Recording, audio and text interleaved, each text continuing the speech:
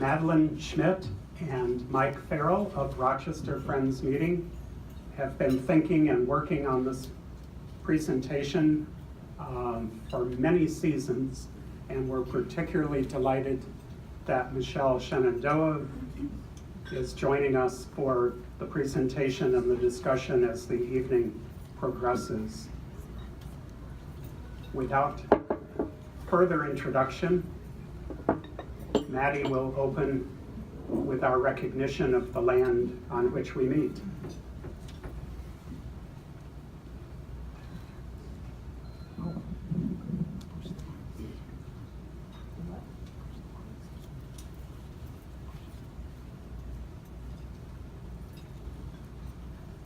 Okay.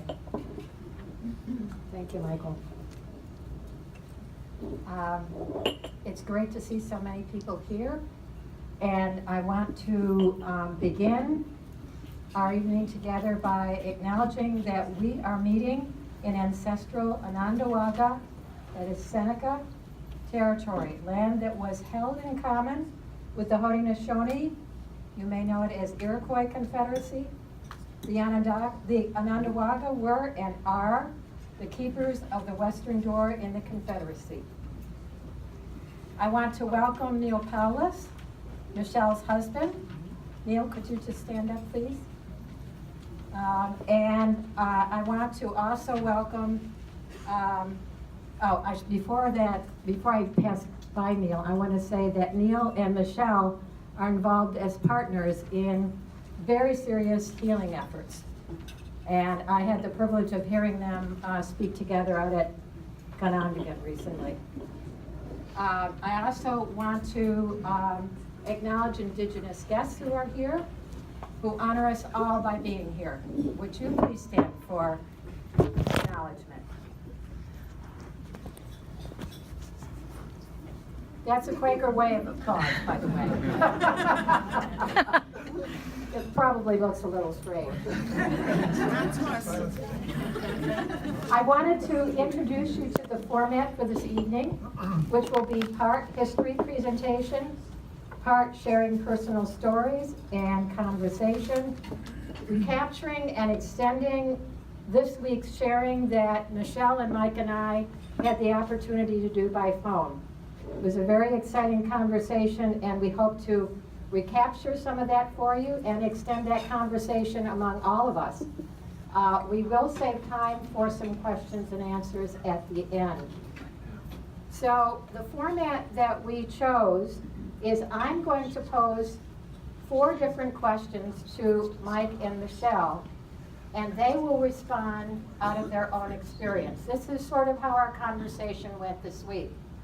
And so I'm going to start by asking the following question. Oh, I'm sorry. You guys have to introduce yourselves first. Before we do introductions, do you mind if we open in a traditional? No, please do. Okay. Would you like to do that, or would Neal? Yeah, actually, I'd like to ask Neal if he would be willing to open for us. Okay. No. Thank you, Neal. You know what happens when you give a mic to me, but I'll do this quick. Down the hill, then what they don't have, it's a deep, about the good. Down the hill, what they to me, it's it's out on Jazzy. It's a deep, about the good. Down the hill, what they to me, what you know about Sake, it's a deep, about the good. Down the hill, what they to me, what you Hundige, it's a deep, about the good. Down the hill, what they to me, what you Yagi, it's a deep, about the good. Down the hill, what they to me, Condio, Daniel, what Condio, the gate. It's a deep, about the good. Down the hill, what they to me, Onondaga Nation, Don Hicks, it's a deep, about the good. Down the hill, what they to me, Sat there, down the hill, 80 soda, how do you want to do this? It's a deep, about the good. Down the hill, what said when I said what you are, they can't go, it's a deep, about the good. Down the hill, what they to me, 80 soda, so they can't go, down the hill, it's just no going out, it's a deep, about the good. Down the hill, what they to me, I didn't go to get to get out of it, it's a deep, about the good. Down the hill, what said when I said what one is going to die on it to deep what you go down the hill what it said what I have get here get now get some go out this out you need to deep what you go down it. I'll just translate really quickly. What? Oh, okay. I'll wait then. You'll find out later what I said. Yeah. Thank you, Neal.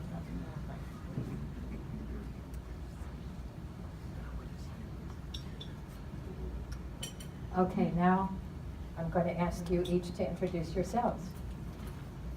You can go first.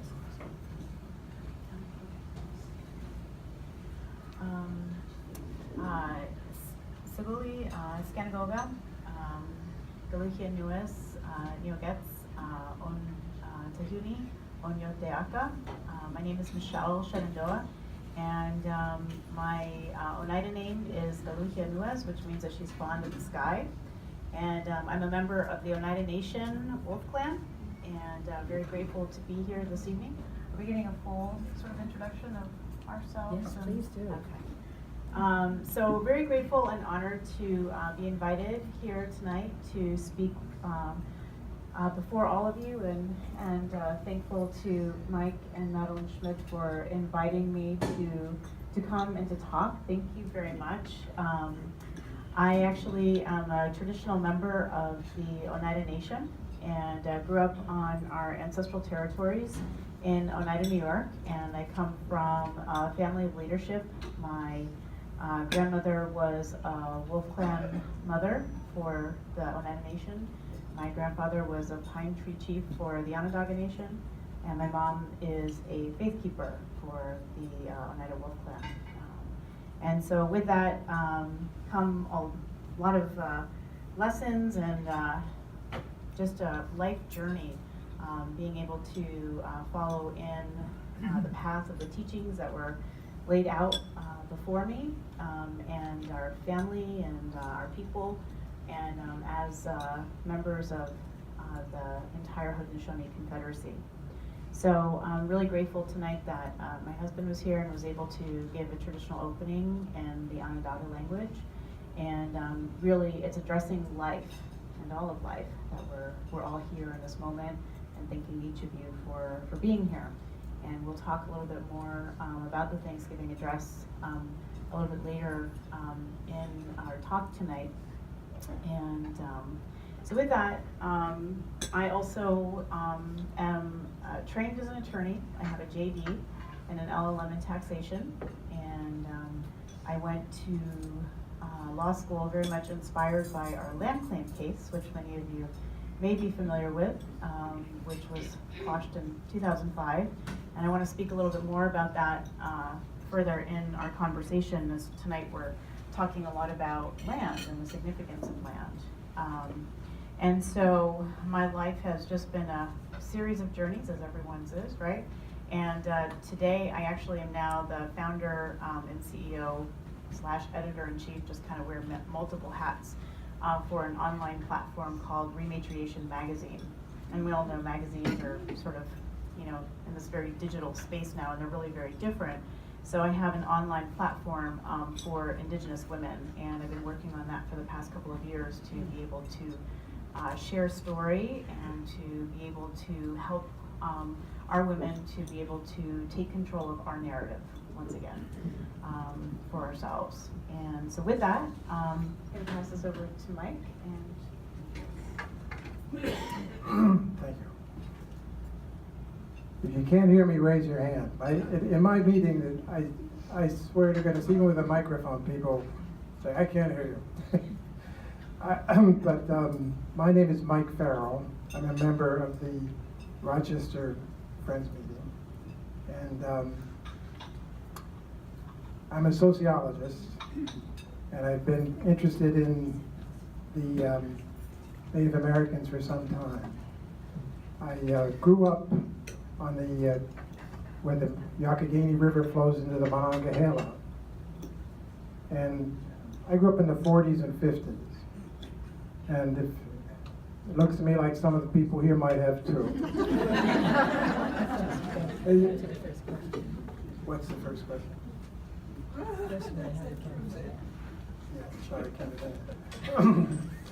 Yeah, sorry, when I was young, when we were growing up in the 40s and 50s, we played cowboys and Indians. And one day I asked my father, "Where are the Indians? Where did they live? Where did they live in this country?" And he looked at me and he says, "Right here, everywhere. This is their country. This is their land." And then he told me that at the junction of the Youghiogheny and the Monongahela rivers where Queen Aliquippa lived. She was there's some dispute whether she was Iroquois or Delaware, but I think from what people have said and who hung out with her that she was probably Seneca. And because Half King hung out with her. And he began telling me all the many stories about the interactions between the settlers and the Indians, and the armies and the Indians in that area. And one of them he told me is, was fascinating to me, is that there's this, in our town, it's in the Keyseport, there's this hollow. And the night before Braddock went off to fight the battle that he's famous for, his army slept in that hollow. And we could go down there and look at it and imagine it. And the story is that George Washington was sick that night and had trouble sleeping, and went up out of the gully and around to the top of the hill and sat under a tree. The tree became famous. After the Revolution, the Daughters of the American Revolution would come and circle that tree every year, a certain day, I guess the day of the battle, and put flowers down. But my brother bought the house there. And one day the tree died. Never mind. She said I shouldn't tell you all these things. But it just pulled me in. And for the rest of my life, I've been learning this history of this interaction between the Delaware, the Lenape, and the Iroquois, or the Haudenosaunee. And that's what I'm going to talk about tonight, is what I found. You should know I'm a sociologist, and one of the things I study are groups that do creative work, not only in arts and sciences, but in social reform. And I've written about the women's movement and the group that organized to do that. And I'm interested in the group dynamics that go on there. And what I'm going to talk about tonight is a historical group that I've been studying for some time too. It's the group that formed with Israel Pemberton being the main person that was identified with it. But it was a Quaker group, so there were a lot of people, and he was just a spokesman. How many people know who Israel Pemberton is, or was? Amazing. Interesting. Well, you'll be interested. Okay. So we're going to start with the first question, and Michelle, it's going to go back to you because Mike has already moved into this. The question is, for each of you, what personally led you to your explorations of the land as significant in your life? Okay, so thank you for that question. It's very interestingly worded for me. Can you all hear me back there? Yes. Okay, great. If at some point you can't hear me, just please raise your hand or something back there. So the word exploration is really quite interesting because I don't necessarily feel like I was born into a place necessarily exploring. Well, I guess I did get out and I learned the areas. For me, it was much more of connecting to all of the life that exists there and being able to introduce myself to the life and to the land. So I was really very fortunate that as an Oneida woman, that I was born and raised in my traditional territories. And not everybody has that experience. So the Oneidas actually were dispossessed of our lands, and in the early 1800s, many of our people moved seeking a place to live, really, moved into Canada, and then a very large population moved out to Wisconsin. And then a very small group of Oneidas remained here in our homelands. And so for me, my connection to the land really goes back to not just my birth story, but the birth story of humans. And it goes back to our creation story. And so the connection to the land for me is really intimately tied to the story of creation. And I actually have a slide, if we could pull that up, would be great. There's a woman who is, so our slides might go a little out of order, but that's okay, because we both have slides in here, so you might see some things that we'll come back to and explain. And let's see. There we go. One more. There you go. Okay. So got a little funny formatting down there, but it says Sky Woman. And there is our Haudenosaunee creation story talks about a time when what we know here as Earth was really only a planet of water. There wasn't any land here, but there were animals that lived here before us. And someone has a really beautiful ringtone.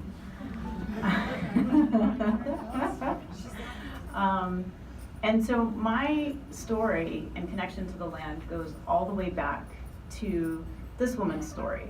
And it said that creation of humankind really began in another time, in another space out into what we call the sky world. And there were people who lived, and this woman here was betrothed to a sky chief, and she was pregnant. She has a long backstory. There's a whole other story that goes to this. I'm just going to give you sort of the very abbreviated version. And she fell through a hole in the land where a tree was uprooted, a celestial tree that was very, very life-giving. And she was, curious, or she may have been pushed, and she fell through this hole. And as she fell, she tried to grab onto the land, and she grabbed the earth and the seeds and all of these different elements, and she fell down in through the sky. On her way down, she had an interaction with Comet. There's many stories that are related to this as well. But as she came, the animals saw her, and they knew that they needed to help her. They needed to break her fall, because if she hit the water, she would die. And so as she got closer, it said that the geese came up to catch her. And so then they brought her down to the earth, and then the animals began to talk to each other and to figure out what they were going to do to be able to help her. And it was a turtle who decided to come up above the water and lend his back to allow her to land upon. And from there, they were trying to figure out how can they help her, and they wanted to bring her some dirt from the bottom of the ocean. So the animals all tried, and many of them lost their lives, but it was eventually a muskrat that was able to swim all the way down, bring some dirt up, put it up onto the turtle's back, and it said that she took this dirt and she danced on it. And she danced on the back of the turtle and on this earth, and as she did it, that it grew and grew and grew. And so some of you may have heard the expression Turtle Island before, and that's what this is, because then from there, she took those seeds, and she also gave birth to a daughter. And so she and the daughter, they had planted the seeds, and from there they were able to sustain themselves with foods.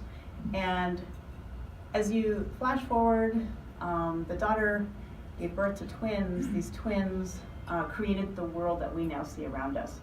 And one of those twins created human beings in the likeness of what he had seen through his grandmother, because his mother died in childbirth. But nonetheless, what happens is my story and my connection goes all the way back to this woman, because when her daughter died, she buried her daughter into the earth, and then it said that different foods started to grow from her body, and different medicinal plants that we use and our sacred tobacco. And So her body then also becomes the land, right? And we flash forward in our stories. There's a lot of stories, and I'm literally just skimming the surface.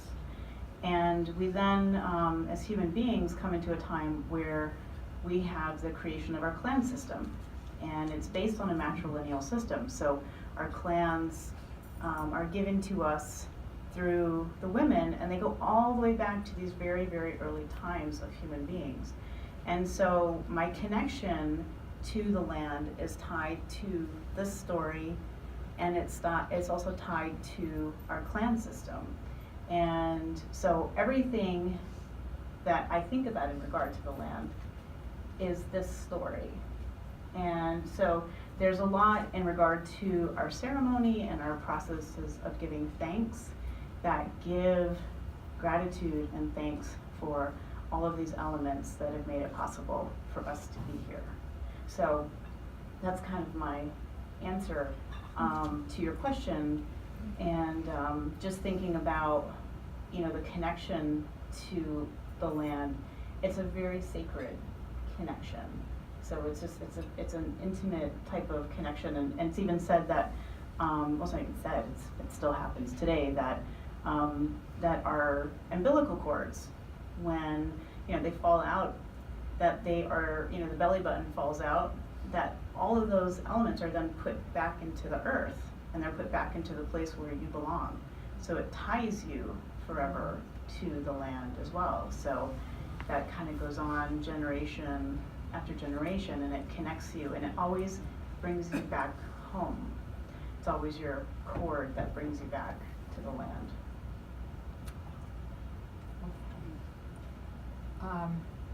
Mike, I don't know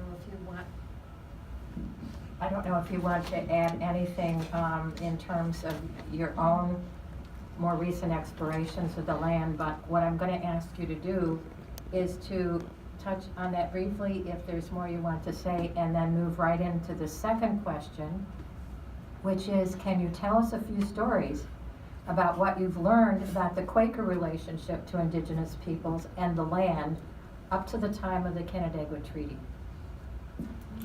I will. Following though what Michelle has said, I think maybe I speak for many people in the room here when I say that I'm the child of immigrants who came to this land in about 1850, both on my mother's and father's side. My father's side, they were Irish who came and settled in southern Pennsylvania on the edge of Maryland, and worked in a foundry. I went down there, it's Mount Savage, Maryland actually, and the Irish were the workers and the English financed it. They said it was an Irish emerald gem in an English setting. And I'm thinking about those Irishmen working for the English and they're making bricks in their foundries. It wasn't that. But we were on the land. Our family was on the land. And never saw it in any of its meaning to the original inhabitants. It was a refuge from the famine. And then we moved up, our family moved up and worked in the mills.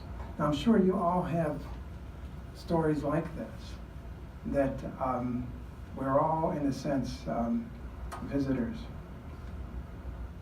to this area. I'll save my time till later. No, I want you now to move right into what you've learned, because you've done an extended exploration of land issues, particularly where you're living and where you come from, and the Quaker connections to Indigenous people in those places. So if you could give us a bit of information about what you've learned, and then I'm going to ask Michelle what her thoughts are about these stories from her perspective as an Oneida woman.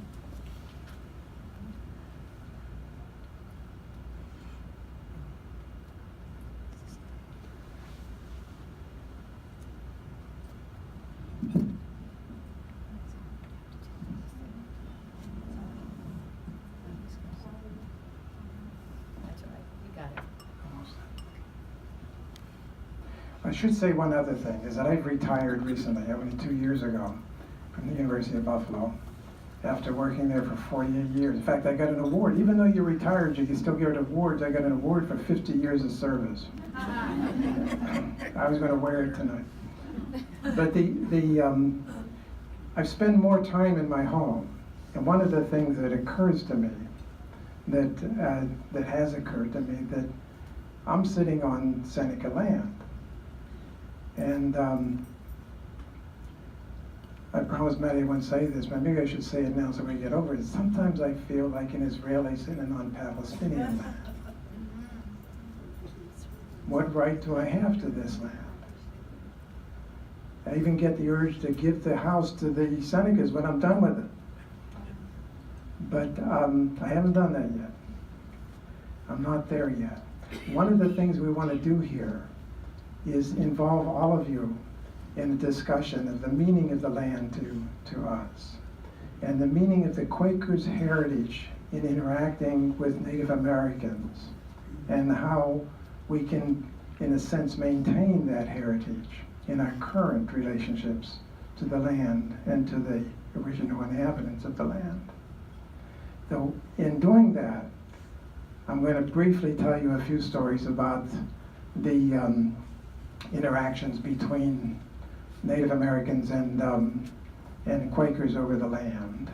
And I'm going to lead up to the Canandaigua Treaty, and then also to the state of land, the land that the Haudenosaunee have inherited, and how much they have, which has surprised me. I want to show you that. And then we lead into a discussion. Who comes next? Michelle comes Then Michelle will come next. So let's move quickly through this. Many of you are familiar with this painting. This is Benjamin West's painting. It was commissioned by Thomas Penn in 1771.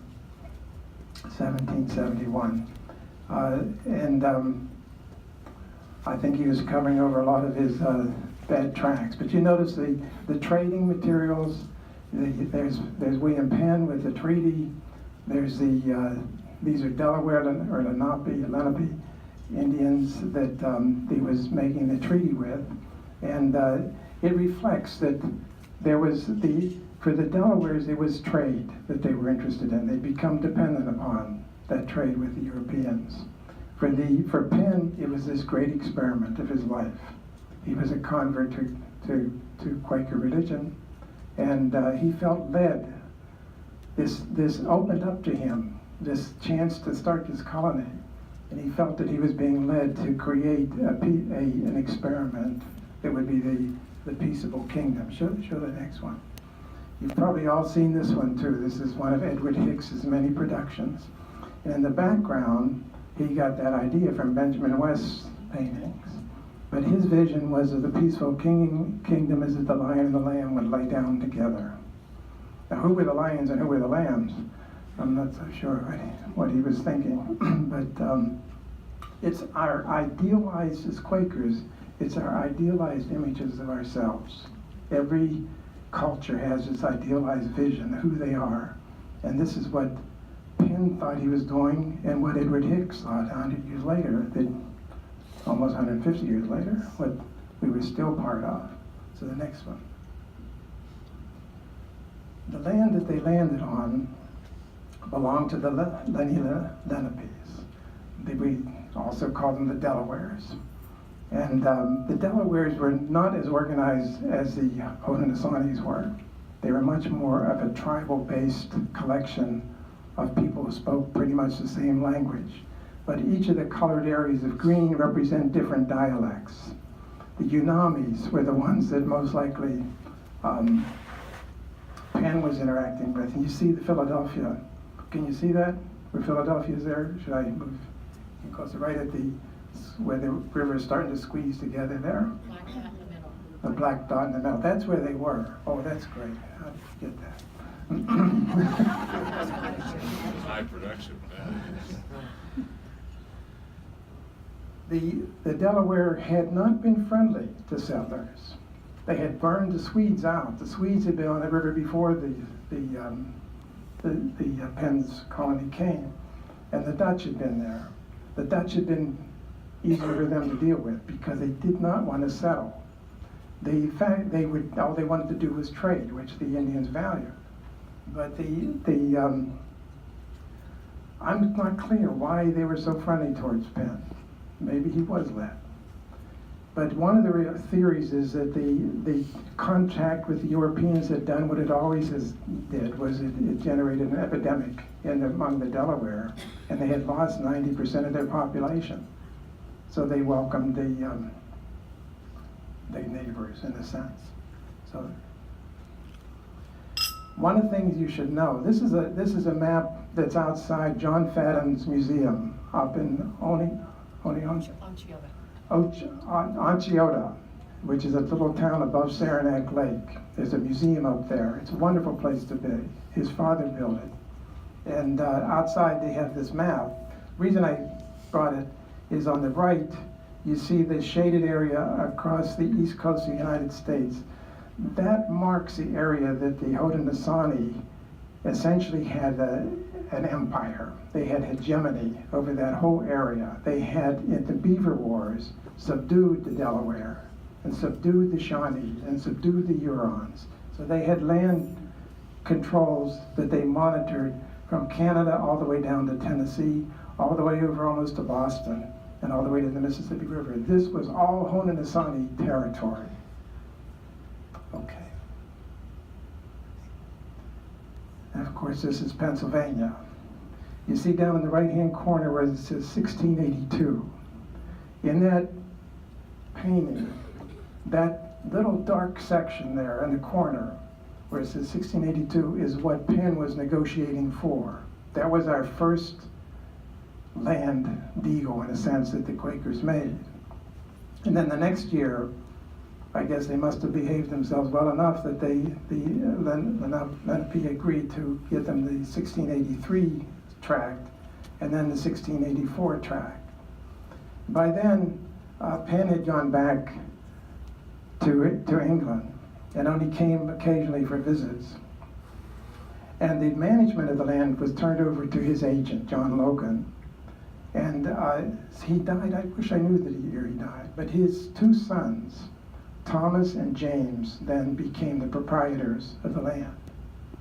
Now, each of these colonies, whether it's the Puritan colony or the Quaker colony, as they became more and more successful, they became more and more secularized. As they became more secular, like the Thomas and James, they became Anglicans. So that was part of the acculturation, in a sense, of into the middle class. And they kind of lost touch with the vision that Penn had. I want you to notice the corner up here is 1737. That's now the next generation. It's Thomas Penn's generation has control over it. Thomas Penn inherited a big debt from his father. His father was not a businessman.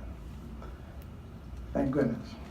And he felt that his only resource he had to ever pay back the debt was to sell off the land.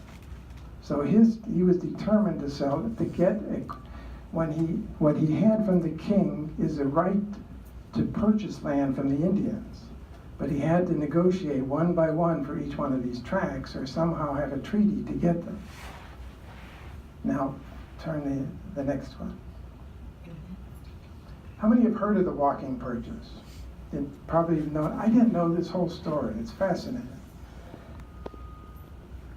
In 1737, Thomas Penn's agents, John Logan and Richard Peters, claimed to have a treaty that the Delawares signed and that Penn signed that gave them rights to some land alongside the Delaware.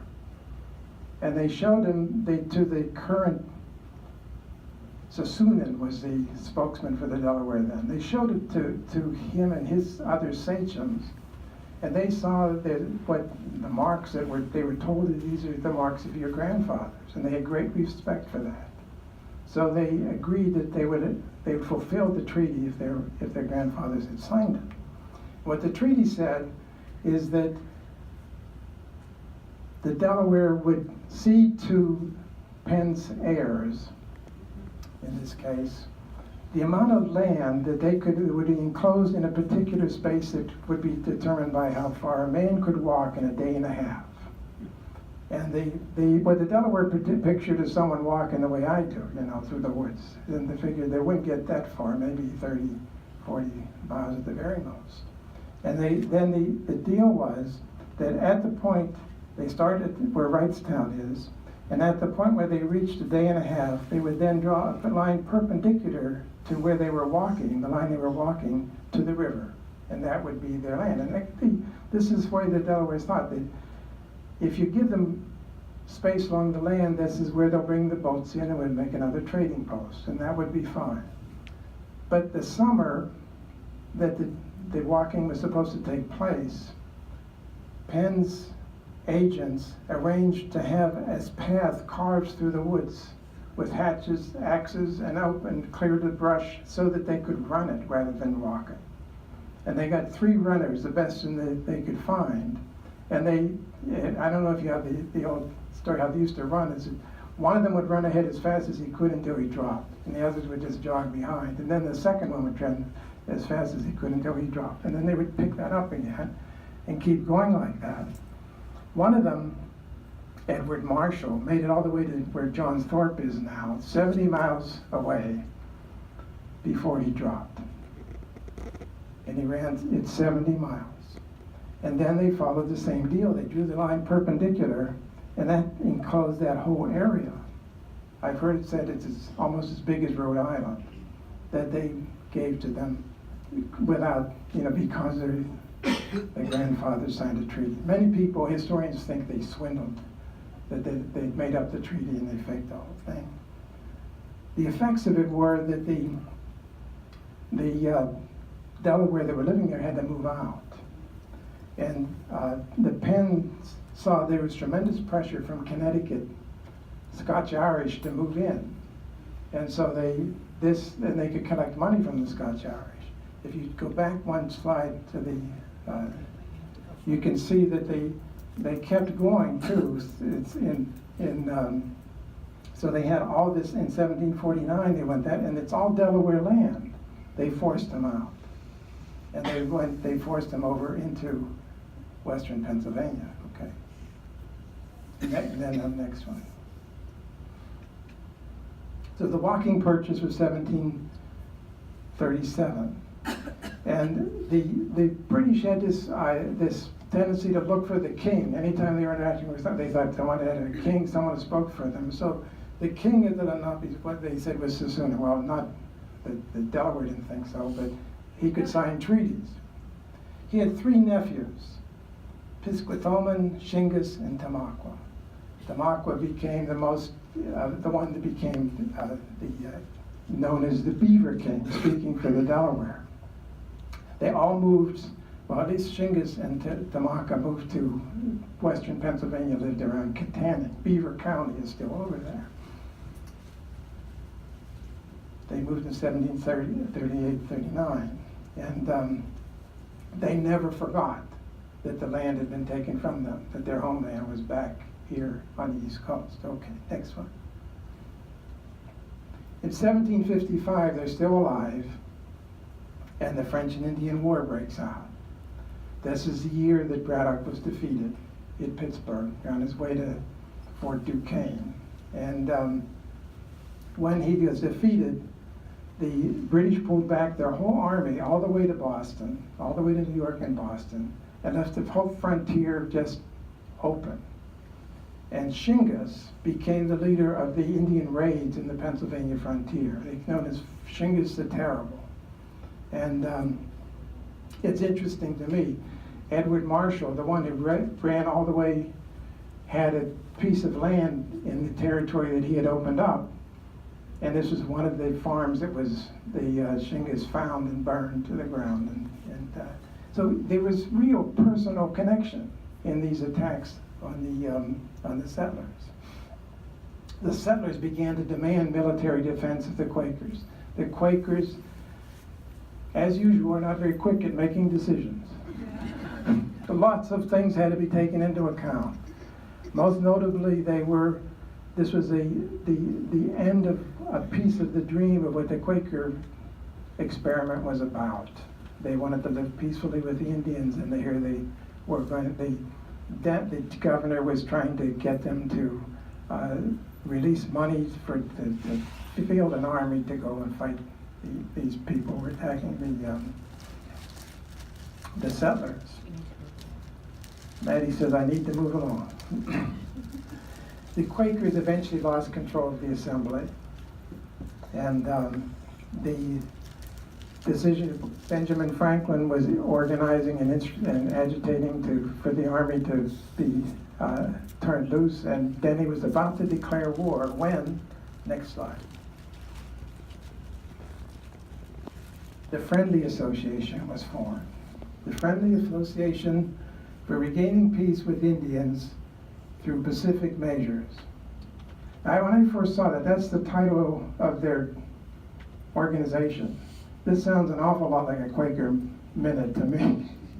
It has the ring of a committee. And, but in short, it became known as the Friendly Association. To me, this is the group that I'm most interested in. This is the group that redefined the relationship of Quakers to the Indians and to the government. Now they're outside of government, and how did the Quakers relate to the Indians? They met with the goal of trying to find a way to peace. And I was always liked the way it started with a dinner at Israel Pemberton's house. Israel Pemberton had been the clerk of the Philadelphia Yearly Meeting, and now he is a very wealthy merchant, probably the richest man in Philadelphia. And the British called him King of the Quakers because of his relationship as a clerk. And I don't know he didn't think much of that, but it's always been funny. He invited about 14 Indians, including an Oneida sachem Scariati, I think, how do you say it? And Pisquatoman was there, one of the brothers, and other Indians. And he also invited about a dozen Quakers and Conrad Weiser. And and Frederick Post was a Moravian. They invited them with the goal of trying to see if they saw a way to reach the Indians who were fighting and achieve peace. And so Scariuti and several other Indians went north to talk to the Indians who were involved, the Delaware that were involved with the attacks. And sure enough, they agreed to have a discussion, have an opening. And it went on for about a month, back and forth, but eventually they got the governor of Pennsylvania there too, and they agreed to cease fire and not to help the French. And they opened a way for eventually Forbes to take Fort Duquesne and at least have some stability in that area. Initially, Pemberton wanted to restore some land to the Indians that would be in compensation for the land they lost with the walking purchase. He never did that. And Shingas and Piscatoman and Tamaulipas went east. Went west rather. The agreement was that no settlers would be allowed past the Allegheny Mountains. That was the line. Okay. 3 minutes. This is a cartoon that was made at the time. On the left is an image of Pemberton dancing with the Indians. He was the first Jane Fonda, seen as having, he was seen as caring more about the Indians than he did about the settlers who were being murdered. So on the right is Benjamin Franklin, and then in between, of course, is the Army. Go ahead. That reset the relationship between Indians and Americans. You hear from that point on about the Friendly Association, and I think that the Indian Affairs Committee here is an heir to that spirit of restoring peaceable relationships with the Indians. One of the signs of that is that when it became time to clarify the land that belonged to the Haudenosaunee,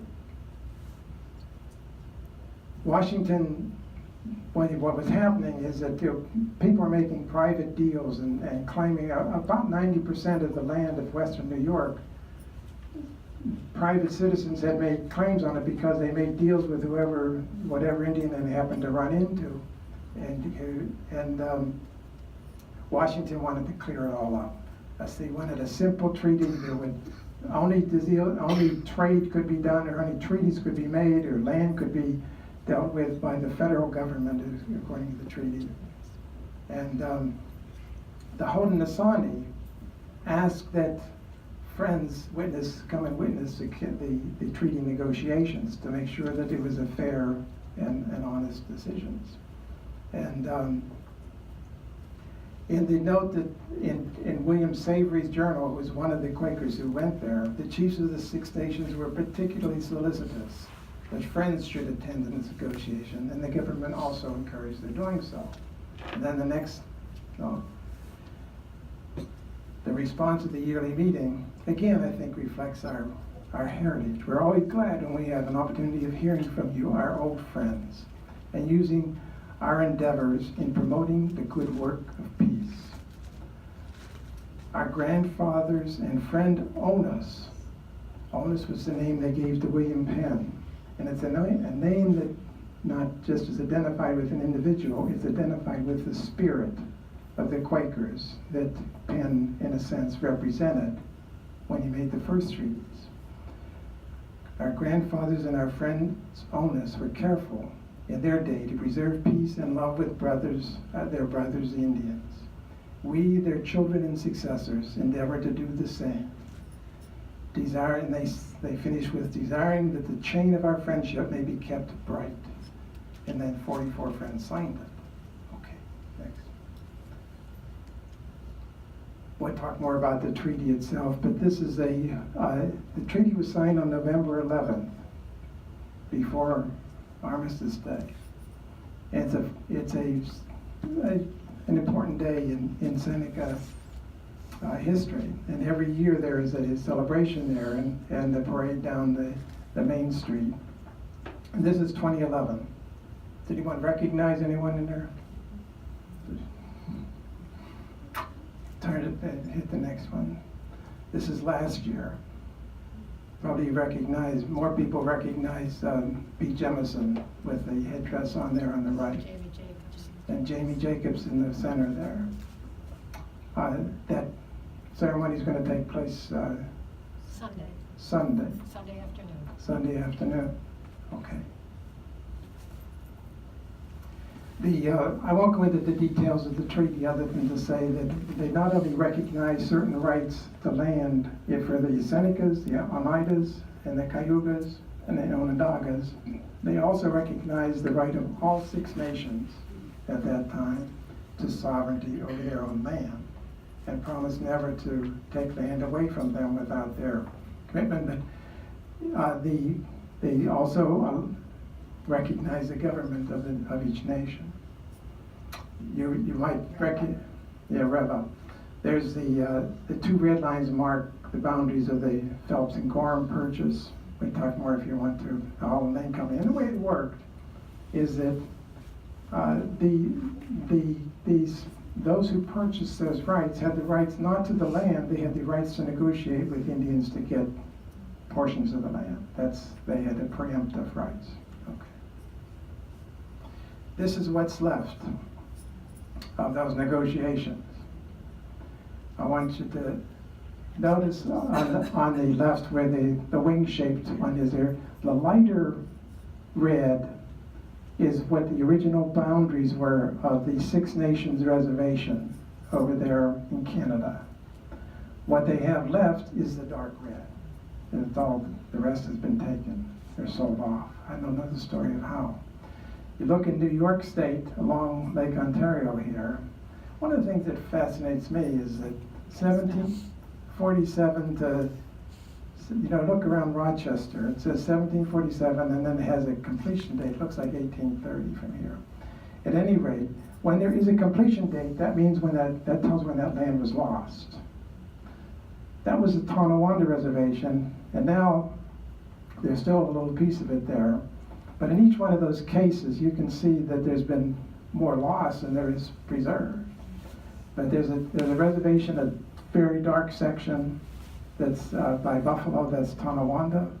There's the Canandaigua Reservation, which is a very dark section. There's the Allegheny Reservation with the dark section. Those are preserved.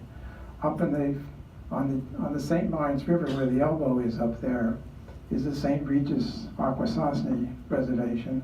And you see that's shrunk a great deal too. But the dark section represents where it is. Any more? I think that's Thank you. One of my roles with Mike, as you have observed, is always giving time limits. Michelle, take as much time as you need.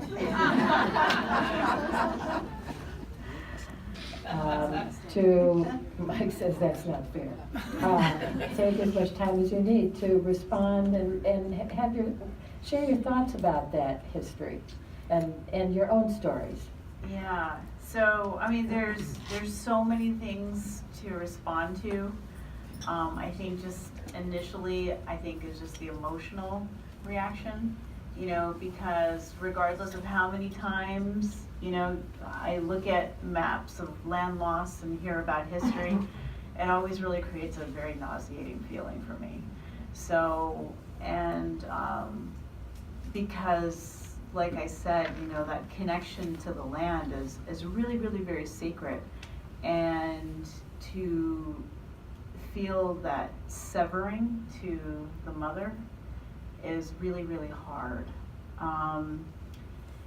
There's so many things that I could point out. I think one thing, I don't really want to get into too much detail here, but I highly encourage you to look into it, which is the Sullivan-Clinton campaign, which had a really great impact on the land loss here in New York, and on the other side of that is where we come to the Canandaigua Treaty, and but also, you know, the Oneidas and the role that they played in the Revolutionary War, and I'd say that not all Oneidas participated in that, but nonetheless, you know, there was a lot of decisions that had to be made purely for survival. And because of the fact that there was just so much encroachment on the land, so much violence against the people, and just a lot of illegal settlement and takings, and eventually when those wars came about, you know, targeted against the people, then, you know, was the loss of our communities, the burning of our homes and crops, and just the lives that were lost. It's really, really difficult to comment on in many ways because of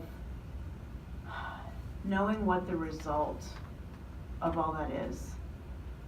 I shouldn't be sitting here in front of you, and all these Indigenous people who are in this room were not meant to be standing up tonight in this room in front of you.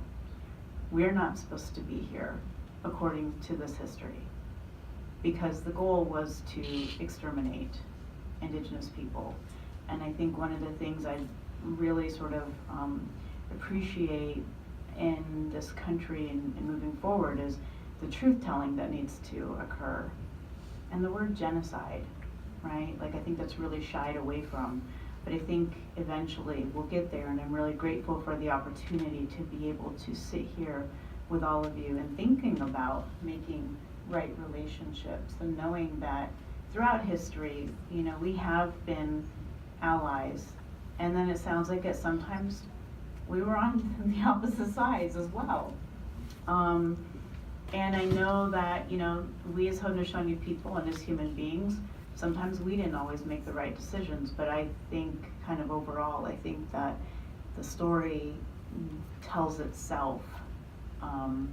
When you look at the population, when you look at the land decimation, when you look at the loss of culture.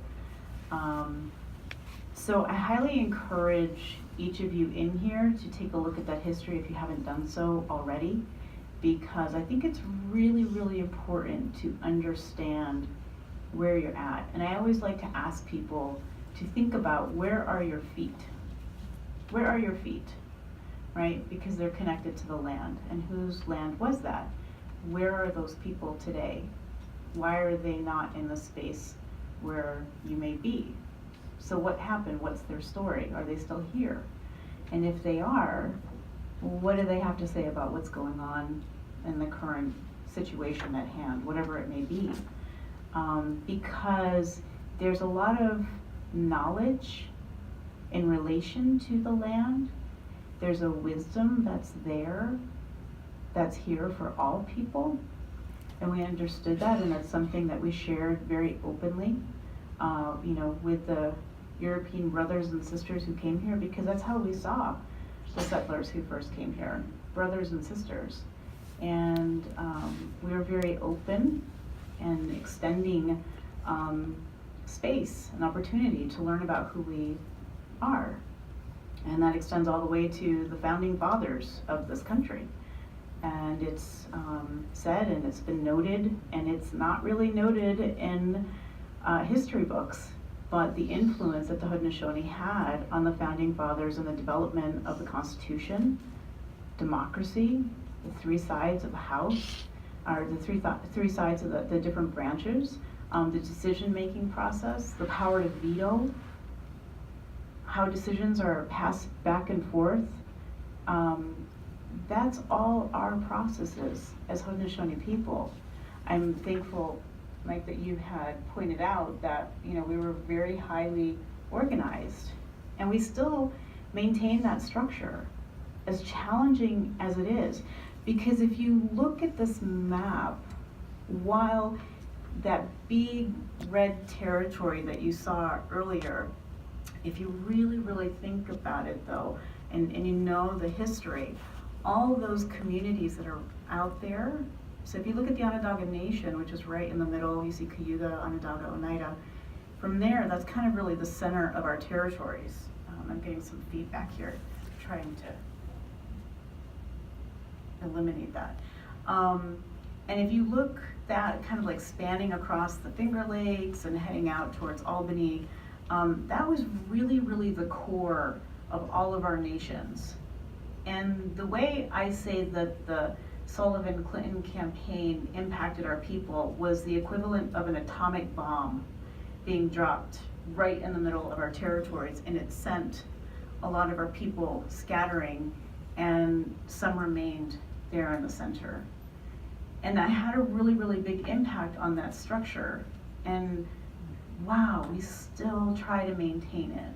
We really do. We try to maintain it across international borders that weren't ours. We try to maintain it with all of our different nations grouped together up in Canada on the Six Nations Reserve, they call it, with the Six Nations territory. Some of our people who are out in Wisconsin. I mean, it's really scattered, but we still continue to hold tight to our ceremonies, hold tight to our teachings and our traditions, and our traditional leadership. And it's really hard because not only do you have that happen, but then you also have this idea somehow that we don't know better for ourselves. And you have a lot of interference with our way of life. And so we were on a phone call earlier this week, which is a fascinating phone call. We were on for about an hour. And this is where we came up with this idea to sort of dialogue rather than just us sort of presenting, separately. And I asked the question because my work today really involves working with our Indigenous women across all these communities. And we're in a space of recovery and healing from this history that went on. So not just the Sullivan-Clinton campaign, but then we also take a look at some other things that happened, and I had to ask the question. It was really hard for me to ask the question because I had learned in some of my own research, and I had heard Quakers were involved in switching gender roles for the Haudenosaunee. And I asked, is that true? And I learned, yes, it was. And I said, wow. That was when I first read it a couple of years ago. I said, oh my gosh, Like that's the source of what happened. And because today the impact of that is really profound and not necessarily in a good way. And it's not just the Quaker involvement in that, but Mattie then explained to me a journal that she had read and that she had, which was, explaining that, because of all this land loss that was happening, that there was a desire to want to help our men to learn a new way of life, and agriculture was what the Quakers felt would be important for our men to learn. But that was the domain of the women, and it always had been, because the land is a woman, and the connection to the land goes all the way back to that creation story. So do you remember when she danced on the turtle's back? Our women still do that dance today. That's our sacred connection to the land. It's not the men's. The men's they don't have that. In fact, the men sing these songs for us, because what happens when we do this dance, we shuffle our feet on the ground, and it reaffirms that sacred connection that we have as life givers. And so what happens is we also have what's called seed songs. And these songs are sung to all the seeds of life, and they're also sung to women, because we have all of our seeds with us when we're born. And so that's the cycle of life. And it's connected to the women, it's connected to the agriculture. And so what happened is when this gender switching happened, it was an introduction of patriarchy into a very ancient matrilineal system that I don't think needed any fussing with. We could have figured that out on our own, but we weren't given that opportunity. We weren't given that right, and here we are. I don't know how many years later are we looking at now? Like whatever it is, like less than 200 years. But the treaty was 224 years ago. Okay, the treaty was 224 years ago. So whenever this happened, I'm not sure, but it's somewhere in there. And what Michelle is referring to, some of you will recognize in Quaker history as the Philadelphia Friends who went to Allegheny to teach men how to do agriculture, because the hunting was diminished greatly by this loss of land. And although Quakers were well-intentioned, what happened was that they taught the men women's roles. yeah. And so what ends up happening is throughout time, this caused a great shift. But also, some of you are also probably familiar with residential schools that also came later in this era, like coming in towards like the late 1800s, and they went all the way up into like the 1960s. And that also had a really great impact, because children were stolen from our people.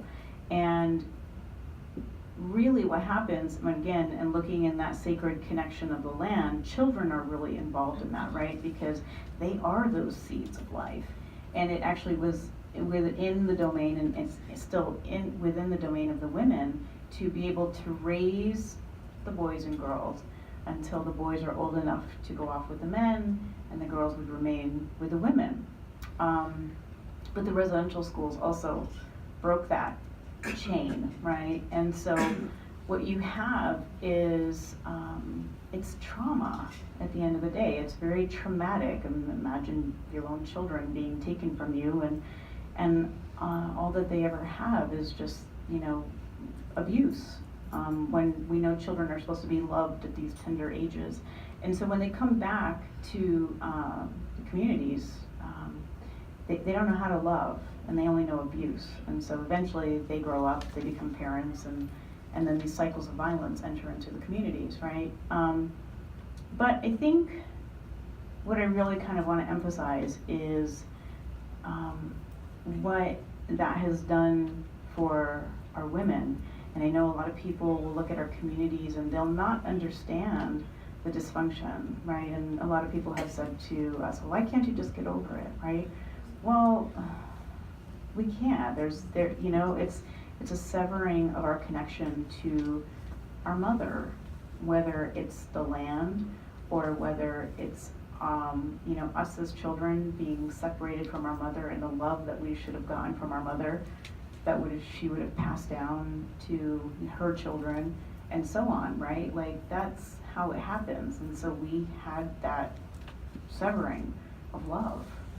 And so right now in my work that I'm doing with our women is taking a look at, well, what happened? Why are we in this place? And how can we heal from it? And so if you could forward to my second slide, this one here. So I do a lot of, I can appreciate that I'm in a group, in a room with people who are spiritually based, and maybe that's why we got along, right? Because the Haudenosaunee are founded in peace, and the fact that the Quakers are founded in peace, I'm sure that was really, had something to do with, you know, the friendship and that we've had throughout the years. But as we started to do our research, I started holding women's groups in my home and having different healers come in, and we would do a lot of spiritual ceremony and healing. And in that time, I was told about a lot of dreams that our women were having, a lot of messages that women were receiving to have the women have to get together. It's going to be the women who are going to create this change and bring this love back to our communities. And so through connecting with the women across all those communities, we got together at Onondaga this past summer. And in my research, I had found out that our women used to get together, and this really hasn't happened in about 200 years. So this was really significant when we got together, and it was really, really spiritually led. We got together when the solar eclipse passed over the country last year. And that's also significant because it said that our Haudenosaunee Confederacy was ratified, and the sign was a solar eclipse. And so, and that's, you know, over 1,000 years ago. And so we decided to get together at this time, and we held ceremony for one of our ancient sisters who and it's unfortunate that I even say that, because I'm sure many of you who might be familiar with us, we have a leader called Tadadaho. Well, he had sort of an equivalent, and her name was Jimisase. And she was the very first woman to accept the message of peace. She was the very first person to accept the message of peace that came to create the Haudenosaunee Confederacy that you know of today. Well, her title descended, just like our chiefs and our clan mothers. And in 1850s, the last woman to hold that name, after that, her title disappeared. It was gone. Nobody knows what happened. Not even our own people know what happened. And that's problematic. What is really, really problematic is that our history is not told, that our people don't know it, and that this country doesn't know it. And that's what I find really, really hard. I've had to go out on my own, as I'm sure that you have had to find in your own journey. You had to seek this information out. And if you didn't seek it out, well, you just wouldn't know. You wouldn't know. There is nothing in history books that will tell you any of this history that you've just learned. You have to go find it on your own, because your public education won't give it to you. And unless, you know, you're in college and you know, seek out some American Indian course, you're not going to learn this stuff. And it's unfortunate, because that's why most Americans can say to Indigenous people, get over it, because they don't know this history and they don't know the impacts that it has today. So, you know, when we gathered, this was historic. This is a historic moment that you're looking at. This is shortly right after the eclipse has happened. You'll see you know, a lot of the women are in their traditional dress, and a lot of us here are wearing our skirts tonight. And this is it's a statement, and it's a spiritual statement, and it's a reclaiming of who we are as Indigenous women and our right to connect with our own land. and our right to connect with our own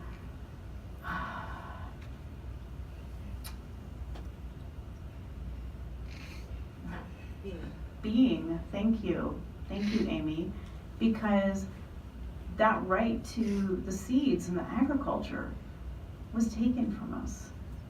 This is us reconnecting to that. This is us reconnecting to the children. This is reconnecting to the land. And I actually heard from one of my sisters, she says, as far as Indigenous women goes, it's children and it's land. That's it. That's our domain. That's our concern. And so this is us as Haudenosaunee women, and we had sisters who came in who heard about our gathering. We had a woman who came in from Anchorage, Alaska. We had Cherokees come up from North Carolina. We had a Guatemalan woman, Mayan woman come up from Guatemala, Taino woman from the Caribbean. We just had other sisters join us. And so we're on a journey together. We're on a journey of healing. And I gotta tell you this is important. This is beautiful for us who are here. And you know what a threat that it was to so many people, because patriarchy has just infiltrated the way that we think. And people thought, oh my gosh, these women, they want to take over. They're gonna go shake things up. And that's not our goal. Our goal is to heal and to restore. And that's the journey that we're on. And so, you know, that's the space that I'm in. And, you know, I mentioned rematriation earlier. You'll hear a lot of Indigenous people use it. I didn't coin it.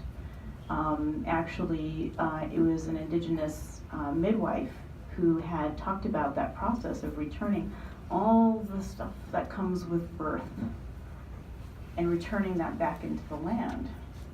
So repatriation is returning a person or object back to its country or to original owner. And rematriation is returning the sacred back to the mother. And that's what we women are doing. And we also need our men to stand beside us to see this happen. And now I even see our allies and our friends to also make this happen. Thank you very much, Michelle. What Michelle has not shared that I will share with you is a new movie that you can see. It's about 25 minutes long. How did we ever live without Google? You can Google Rematriation Magazine and find this very quickly. It's called An Indigenous Response to Me Too. I watched it this afternoon, and it is very compelling, and Neal's behind John Turner's head, but Neal was the male voice in a group of women, Indigenous women, sharing their experiences and having discussions about restoring women's roles means also restoring men's roles. And that's something I think we miss in our own culture, that it isn't just about a dialogue about and between women, but it involves men critically. And Neal represented that voice in this group, and thank you, Neal. So I encourage all of you to watch that movie. Again, you can find it if you Google Rematriation Magazine. So we're going to move into a more open time. And the last question I wanted to ask, and I hope you will participate in this, is going forward, what are our thoughts about what we could or should be doing to support the truth of relationships among Quakers, Indigenous peoples, particularly within the boundary of our yearly meeting, and the land. And so I invite Michelle and Mike to participate in what Michelle called on the phone solutions. I see it as this is a beginning of a conversation, and we need to continue that conversation, but we also need to figure out what we do in addition to carrying on the conversation. So I invite you to ask questions and to share your own thoughts about where we go in moving forward together. And Michelle and Mike, maybe you want to start very briefly, start the conversation with the rest of us. Briefly.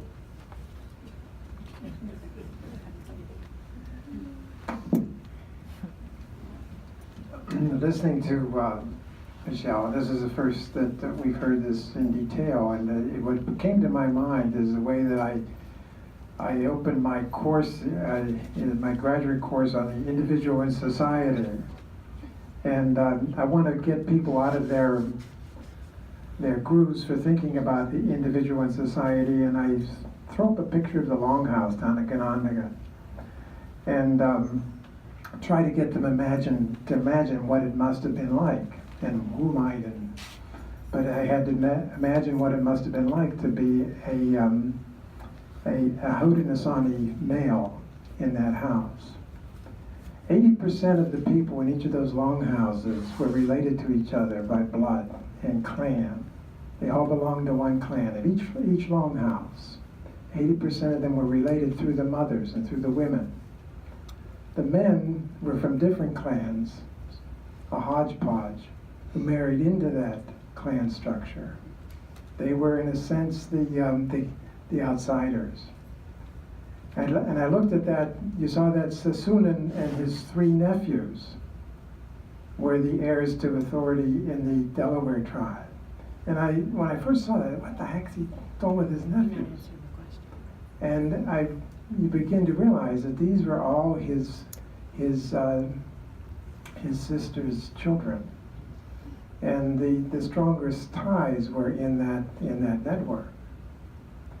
And where that all leads in terms of what, in relation to what Michelle's talking about, in my own angst about where I am on Seneca land and what I should be doing in relation to that, I do what I usually do is I work with my head rather than with my legs and try to understand it and teach people about what I'm learning.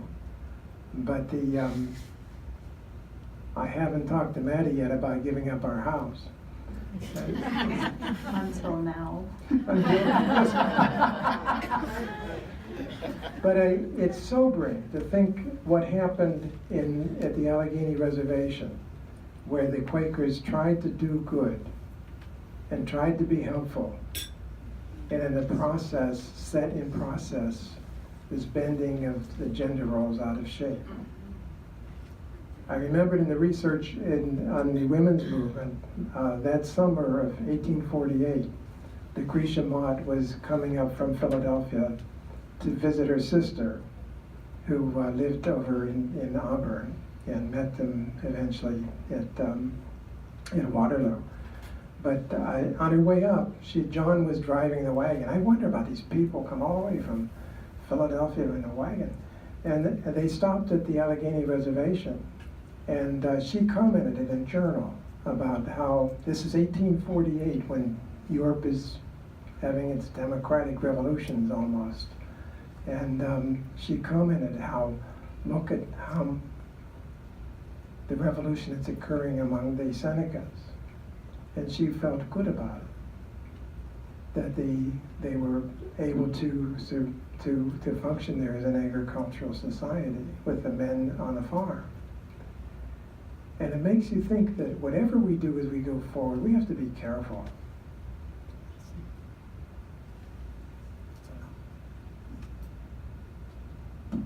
Michelle? I mean, I have a lot of ideas. I think one of the things I'd like to say, just sort of in response to what you've said, Mike, in regard to moving ahead, I think one of the things that's really important is to, when you want to think about whether it's dialogue, being helpful, making things right, is to work with the community which you're closest to, and or the lands which you live upon or work upon. I think that's really, really important. I don't know what the conversations were back then. Would the men have, said, no way, that's our women's work. I don't know what happened. I don't know what the history is. I'm really curious to see how that all played out. But, moving forward, I think truth-telling is so important.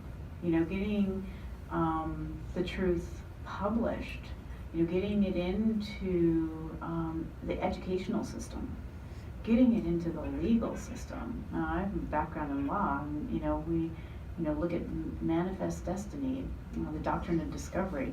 That's very problematic.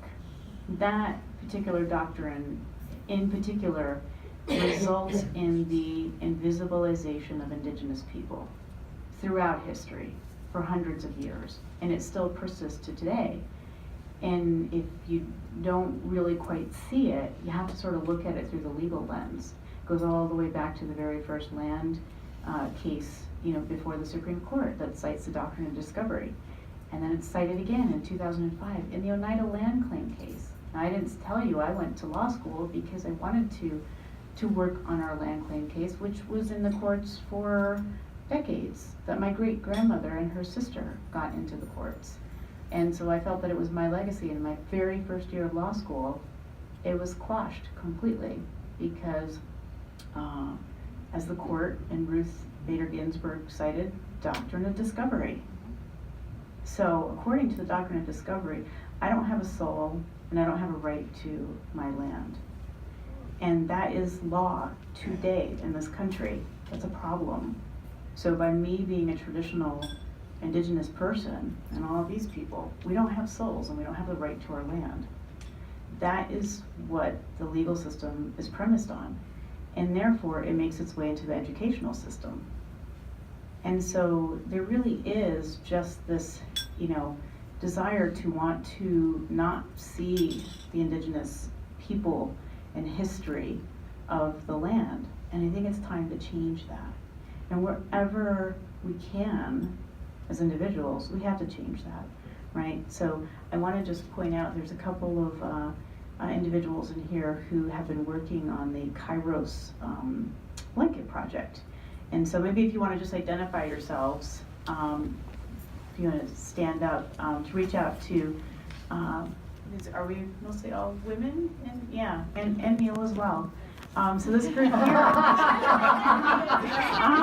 but I wasn't really sure if there were other men in here who would, but do reach out to them because they're actually working on this exercise that has been adapted from Canada, and what they're using as part of their truth and reconciliation process to help people understand what those 500 years of history was really like, and starting to bring that truth telling into the process. But I think it needs to make its way into the educational system, and it needs to be overturned in the law. And so, I mean, in any avenue that you have the opportunity to be able to bring awareness to this, I think is really important.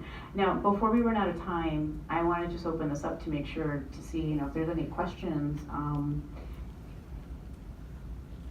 So we don't have a mic, so you will have to speak up if you have a question. Maybe you could stand and speak your question, and we'll try to repeat it if everyone can't hear it. But please, yeah. We had an offer of a mic runner, but you need a mic, Jeff. My name's Robin Alpern from Amawak meeting, and I thought when you told the story about the sisterhood meeting that you were going to come to that you, reinstated the title that had been lost. Maybe that's not even appropriate. So I don't know. I just was curious. Was that even a thought, or I don't know? Well, it definitely is part of the conversation, and I think also a desire of the people. But that wouldn't be, so we follow these protocols. Remember we talked about that highly formal system that Mike had pointed out. And it's really important because our clan mothers are the ones who decide leadership within our communities. And so it's going to be up to them. But remember, like our women, we're also sort of dispossessed of their authority and their voice. So we've been without voice for over 200 years. And so even our clan mothers, who are the ones to speak on, to gather all the information for the people and choose our leaders, like, they've also felt that, they don't necessarily always have the voice and the authority that they should. Some will exercise it, and a lot will be very silent. And so, and again, that's that imposition of that patriarchal sort of system. But so for instance, for me, I don't hold any leadership position at all. I don't hold that kind of authority to make that decision. And a lot of us women who are here don't. But remember, we're also, democratic people. So it's our job to convey to our leaders, like, really the point of this gathering was to say, we as women, we're willing to shoulder that burden of healing, so that we don't put that all on our leaders to say, you need to fix the dysfunction, you need to fix X, Y, and Z, you need to fix us. No, we'll fix ourselves so that we can relieve you of that burden and act in your duties, right? So that's what our, one of, I would say, of our healing goals and journeys is to be able to help our women leaders and male leaders to be able to make that decision if they decide that that's what they'd like to see. Time for one more question before we show a video that Michelle wanted to share. Lisa Lee.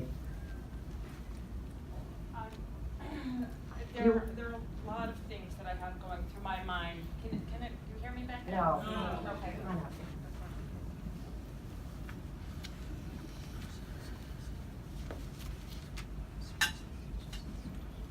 There are a lot of things that go through my mind about what we can do. And though we have to be very careful, I think I heard someone say good intentions today. And where the road to good intentions lies. Things may have been done with good intentions, but the results were not good. And we need to think about what we're doing today with good intentions that have the same result of something that turns out to be not good. We're very good at listening to our own hearts, how we can change ourselves, but when we try and change another culture, we get into trouble. I would like to say that some of the things that we can do, little things, very little things, find out on whose land you live, find out on whose land your meeting house is. Think about doing an acknowledgement of the land at your meetings. And there will be an example of that on the Indian Affairs Committee table tomorrow. Another thing that came up at one point was, I understand, and I don't know where it is, that there has been a suggestion from Neal Patterson, who's Tuscarora, I think, who was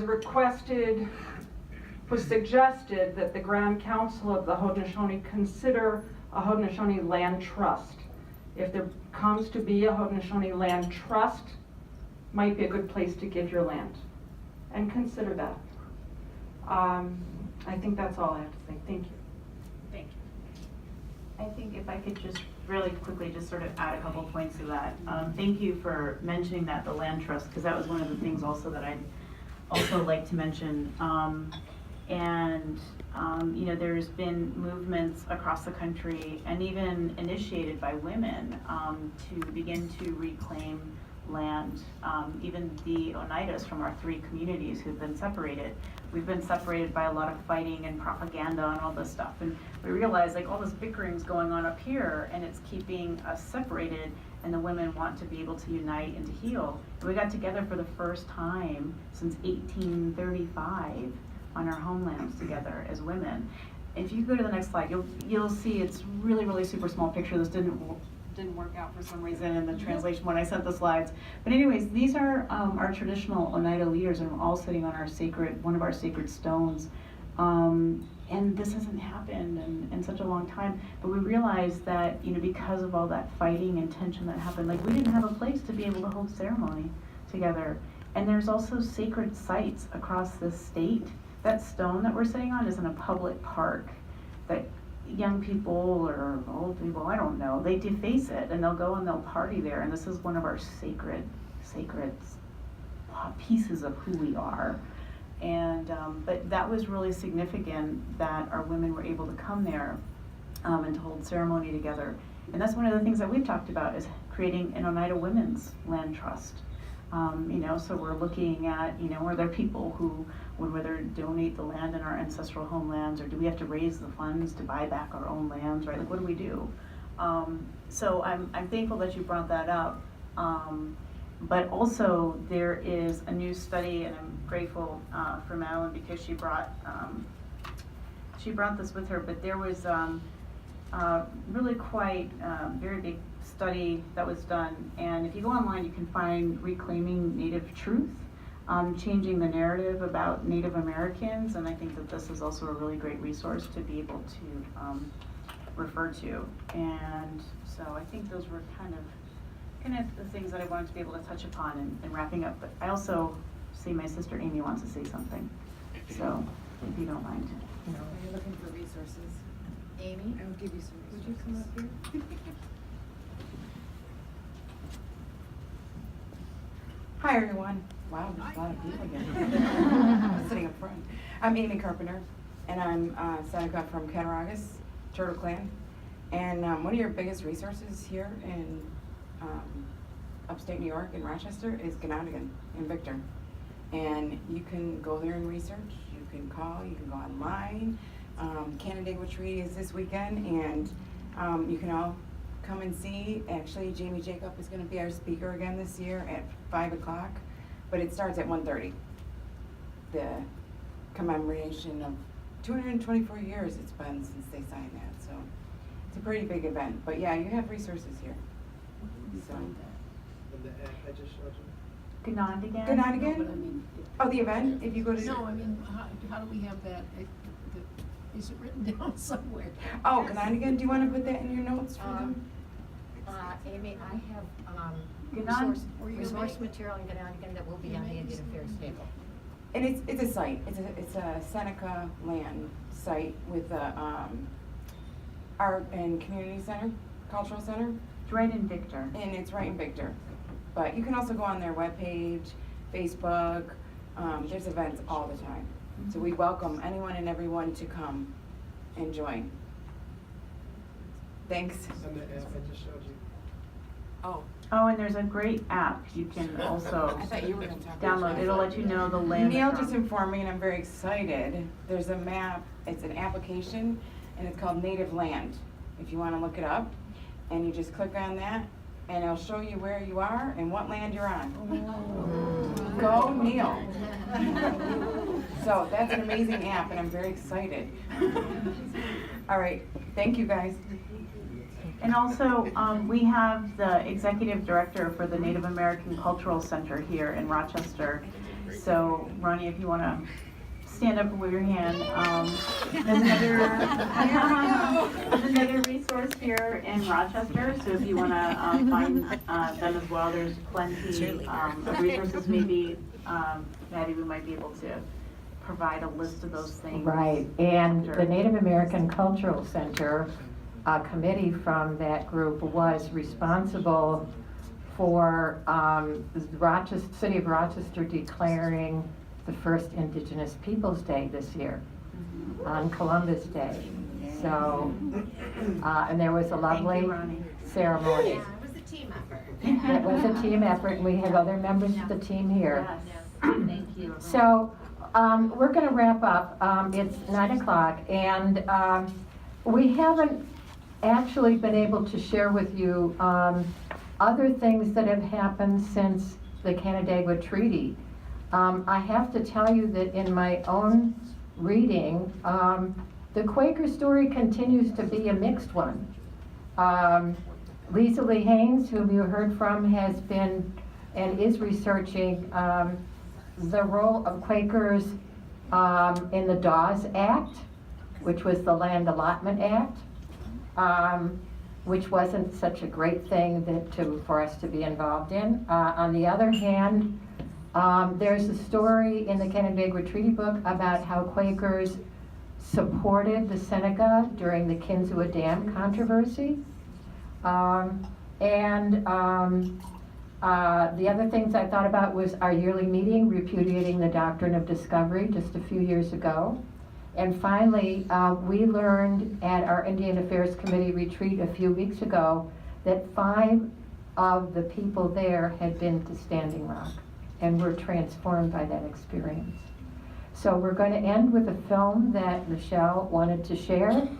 It's short and we'll call it an evening. Yeah, so before you start that, I just wanted to point out that in our conversation the other day, Mike had said to me, that it was, I don't know if he used the word impossible, to understand the connection that we have to the land and as Native people. And I wanted to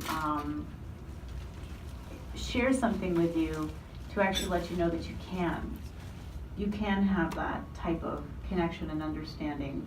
And you can understand it through our Thanksgiving address. And I think that this video is really quite beautiful. It was put out by the Scano Center in Syracuse. And so I also encourage you to check that out as well. Another really great resource. But without further ado, I figured that this was a really great way to be able to wrap up the evening to help create that level of understanding to the land.